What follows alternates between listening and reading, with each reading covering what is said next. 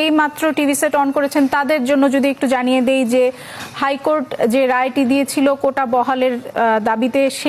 সেই রায় বাতিল করে আজ আপিল বিভাগ রায় দিয়েছেন এবং সেখানে তারা একটি পর্যবেক্ষণ দিয়েছেন, যে পর্যবেক্ষণে তারা বলেছেন যে 93 ভাগ নিয়োগ এবং সেটি সরকারি, বেসরকারি, আধা সরকারি সবার জন্যই প্রযোজ্য হবে। 93 ভাগ নিয়োগ হবে মেধার ভিত্তিতে, বাকি রইল 7% যেটি কোটার ভিত্তিতে হবে এবং সেই কোটার মধ্যে 5% হবে মুক্তিযোদ্ধাদের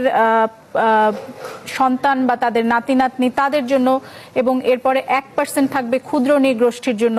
এবং 1% আমরা জানি যে প্রতিবন্ধীদের কথা বলা হয়েছে যে তাদের জন্য 1% সংরক্ষিত থাকবে। এই রায়ের পর্যবেক্ষণের বিপরীতে আজই সরকারকে বলা হয়েছে প্রজ্ঞাপন জারি করার জন্য এবং এটিও বলা হচ্ছে যে এই যে পর্যবেক্ষণ সেটি সরকার মানতে বাধ্য নন, সরকার চাইলে মানতে পারেন।